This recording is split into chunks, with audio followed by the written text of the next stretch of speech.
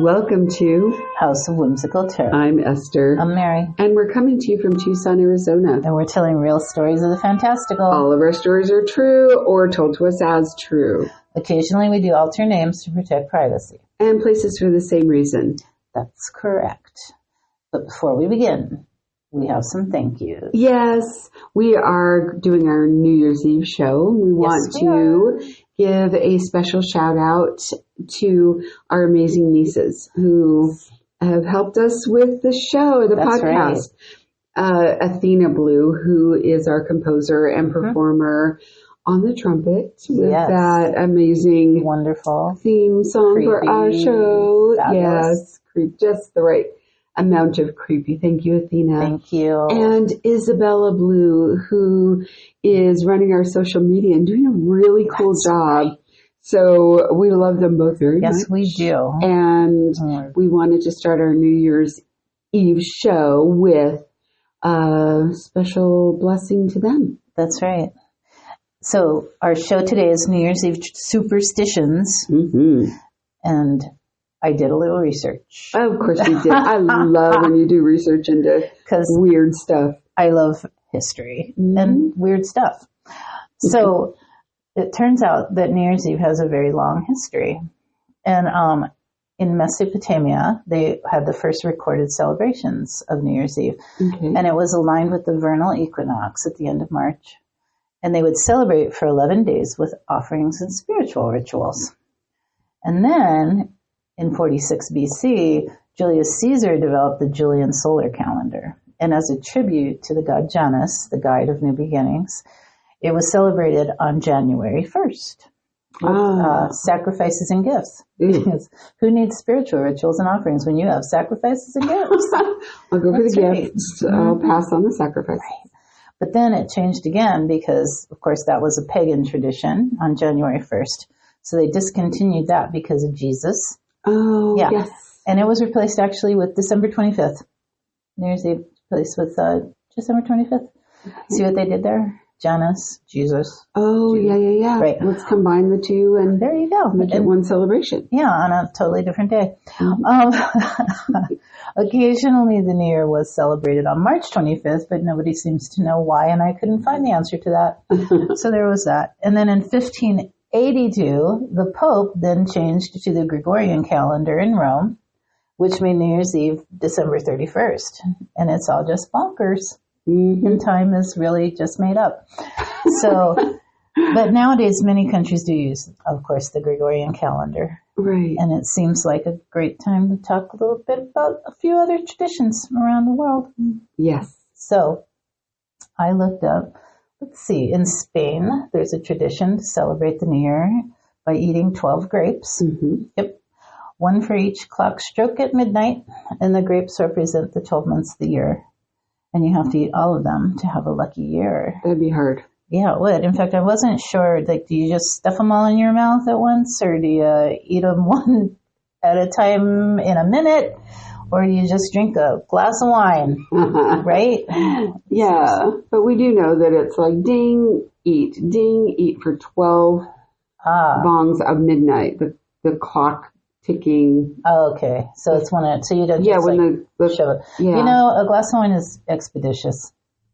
It is. And you get it all done in 12 sips. Bell rings of midnight. You're done. All right. So Greece and Mexico, they eat round cakes to symbolize the circle of life at New Year's. I love that. Yeah. So sometimes they'll put a coin or a trinket or plastic baby in the cake. And it's important to let your guests know that because one of them might choke on it. There's a plastic baby in your cake. That's right. And so the idea of the plastic baby is that it brings luck to the one that finds it in a slice of cake. So if they choke on it, that would probably be the opposite of good luck. Yeah, so that's bad. So make sure you let them know. Like the New Orleans king cake. It sure is. Very, very similar. Mm-hmm. Yeah. And then let's see, what else did I peruse? The midnight kiss, which was my favorite. Right? Yes. This kiss is thought to be left over from the pagan celebration of Saturnalia in Rome. Very interesting. Mm-hmm. So that festival had a lot of singing and dancing and nudity and fondling and anonymous sex and kissing and dancing and drinking, Okay, right? Yeah. And it really sounds like a splendid time to me. It's exhausting to me. Yeah, but only the kiss remains as a popular tradition, which is really too bad, really. I like it. All right, well, and then I guess my last one was resolutions. And that tradition actually started with the Babylonians about 4,000 years ago, which is a ridiculous amount of time I can't even wrap my brain around. Right. But they made promises to the gods in exchange for a good year. So today it's more common, on New Year's Eve to make promises to the gods and all things that are holy that you won't drink again if they save you from alcohol poisoning. But, we've come a long way from the Babylonians, apparently. So, apparently. Yeah. So those are all my historical tidbits that I have about New Year's Eve. And you found this on Beaver FM out of Tennessee. Yes. It's really cool. It's like creepy traditions for New Year's. And I love some of these. The first one we're going to talk about is an old Irish New Year's Eve tradition. So shout out to our Irish listeners. Yes, we love you. One of them is banging bread loaves against the doors just before midnight to ward off any angry phantoms or things of that might be lurking around, which is really interesting. It has, I guess, evolved, and Irish listeners, you can let us know if this is true. It has evolved into banging pots and pans around the doors at midnight on New Year's Eve, which is noise making, which we'll get to more of later. But let us know if that's accurate. Another old Irish custom is to leave a door unlocked and to set a plate at the table for the spirits of loved ones from beyond the grave. That's my favorite. Yeah, especially ones who were lost in the last year. One last meal with you at New Year's. So scary and fabulous. Truly. We're doing it. We are. This year we're doing We're that. just going to do it. We'll probably have a lot of table space yes. available. True. Yeah. So come on back, spirits of the loved ones only. The loved ones only. Rest of you can just let's qualify that. Stay the heck out. Yeah. So just bring some bread on the door if that happens. This next one is bizarre, but very important to, apparently, it's not an Irish custom. It's a custom in a lot of places, which is strange. So I guess, and I don't even know where all this is true for, but it's true for more than one country, is not to do laundry until after January 2nd. So from the 31st through New Year's, and then wait till after the 2nd of January to do laundry. Wow. Is that strange? That's really obscure. All right. And here's the reason, according to this radio station in Tennessee, which has really interesting information, is that the most severe claims, if you clean clothes on January 1st, you'll be washing for the dead. And a member of your family will be washed away. Ooh. Yeah. So creepy. Yeah. Other places believe that if you spend the day washing clothing, that your good fortune will be spiraling down the drain. Whoa. Which is interesting because they are talking about other places saying don't get rid of anything till after the 2nd. So don't throw out trash. Don't get rid of anything. Don't spend any money. So don't go on shopping sprees. Do not, they're saying don't, pay bills. Do that either before the 31st or after the 2nd. Because what you're doing is deciding how your money will go. So you want your wallet full, your bank account full, until after the 2nd, and then please pay your bills on time before or after Okay. The New Year's. Okay. So you'll be stinky, but you'll have lots of cash. Well, I mean, you can wash your clothes before. Okay. I'm just checking. Have extra clothes to dress into. Have extra clothes.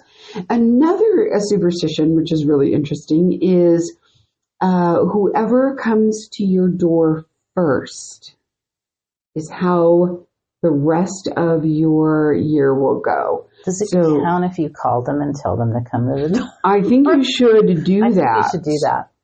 I think you should be like, come over to my house. Just so you guys out there listening know, we would highly recommend that you call the people that you want. Yes. Call like your favorite people to come over on that day. Yeah. Yep. There are also a whole bunch of them that burn effigies. Ooh. So, like to get rid of. Yeah, they're saying like people that you are not really wanting to stick around in the year. So, like evil world leaders, that sort of thing. Oh, that comes to mind. Yeah, so you could, burn their effigy, and hopefully they will kind of fade into the background, which would be super cool for some of our current evil world leaders. Yeah. Just do like a little, New Year's Eve. Yeah. Do like a little effigies. So, and some effigies. Mm-hmm. So that is all of that. There's also cleansing of your house, which happens on New Year's. So, there's the idea of kicking out the evil wraiths. I guess this happens a lot in the Philippines, where you open your doors and make a lot of noise and chase out all the evil things, make a big ruckus. And making a ruckus seems to be a really common theme for different places, which is interesting because all the things we do on New Year's, like yelling and shouting, running outside and yelling, making, blowing those little, noisemakers. Yeah. And firecrackers. Yeah. Yes. Interesting how those themes all kind of weave into. And we don't know where they come from. Right. We just think we're welcoming in the new year, but it might be connected to an older tradition of banishing the evil spirits, or banishing, as this article says, the wicked wraiths. The wicked wraiths. I love that. Ooh. Wicked wraiths. Well, speaking of wicked wraiths, and because this is, spooky stories on a podcast, I have some story. Ooh, and this is great. I love this story. So first I'll tell you that it has to do with Auld Lang Syne, which is the New Year song that everyone plays in America. It's actually a Scottish song. It was written by Robert Burns in 1788. Auld Lang Syne translates to old long since in nonsensical English because it doesn't really translate well. But the song itself is about old friends and memories and a properly American way to bid so long to the old year. However, I have a spooky story. Yeah, it's very cool story. This song. So about 3 years ago, I was meeting with someone in my office. And it was, a work meeting at my real, actual job, not my fun job, like making podcast content. So, it was kind of a basic work meeting. And suddenly, in the middle of this hot Tucson July summer, nowhere near New Year's,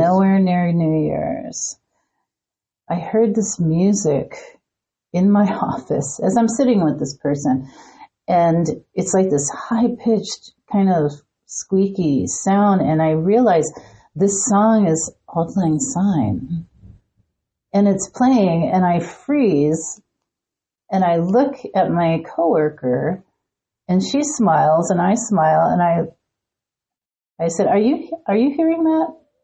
Afraid if she said no, and she said, "Yeah." And I said, "Is that your phone?" And she said, "No, it's not my phone." She said, "It's just weird." And I said, this is very, very, very peculiar. And she goes, "Is it your phone?" I was like, "No, it's not my phone." And so we like get up and we look like, it's not my computer. It's not the phone. It's not in the bookcase. It's not coming from the drawers. We go in the hall. It's not coming from other offices. It is only in my office. And that's that song. And it plays like the entire chorus. And we cannot find the source. Now, we just sit down and start laughing because it's creepy. And I told her, if you were not here, no one would ever believe this story. She said, you're right. And they may not believe it anyway. And I was like, you're right. But yeah, I never found the source. It's never happened again. That's so creepy. And I don't work in like some old building. I work in like a relatively new building. You don't have any kind of intercom? No, there's no intercom system. There's none of that. It was, we really like could not find the source. You're kind of out in the middle of the desert. It's kind of in the middle of the desert. It's old land, of course. It's like a quarter mile away from the 300-year-old Spanish mission. True. Which is like a whole other podcast, the 300-year-old Spanish mission. But before hundreds of years before your building was there, yes, like colonizer settlers probably lived in that area. Probably so. And but my building itself is pretty indistinct. I mean, it's basic office building, building. So the mission has absolutely nothing to do with this encounter, but it is super cool. But I want to mention it. So super weird experience. Yes. Creepy AF. Definitely. Yeah. And I lived on mission and I had a weird experience that I know I've told you about. It doesn't have anything to do with New Year's, but it's the kind of creepy disembodied music. Oh, that's creepy. This was years ago. I lived in an apartment building on Mission on the second floor, and I came home one night and I got to my floor, and there were only 2 floors, nothing above me, but I was on my balcony, and right outside of the balcony, I heard the sound of an old music box, like not a contemporary song, but something old and kind of tinny, but definitely the tinkling of a music box. It was very otherworldly and spooky. And so I went over to the edge because where I heard it coming from was right outside my bedroom window. My bedroom window was closed. No one was home. Oh, wow. And I looked down below. There was no one there. The neighbors down below me had their window shut. Didn't look like anyone was home. And I didn't hear it coming from down below. I heard it coming from kind of the space or the air right outside of my bedroom window. Just this really beautiful, tinkling, haunting music box sound. Just disembodied music like you heard, and in a really similar place. And I was going to say in a very close place, actually. They're not that far apart where you live and where my office is. No. And where the mission is, where Santa Vera is, there's, who knows who lived there, in terms of the colonizing settlers. I don't know. Yeah. Well, oh, wow. So, the land holds the stories, right? The land holds the stories, yes. Yeah. So, someday maybe they'll reveal them to us. Slowly, some of them do. They do. So, they get revealed. But we will have a podcast on San Javier Mission. Yes, we will. Yeah. And we definitely want to wish a very happy new year. We do. We wish you prosperity. We wish you joy, love, comfort, warmth if you want it. We're kind of tired of warmth here in Tucson, but we'll happily give some away. Yes. Yeah. Take absolutely. some of our warmth. So thank you so much for joining us on this New Year's Eve Superstitions special. And please come back and listen to more stories. But for now, so long, good friends. Until next time, when we meet back at the house.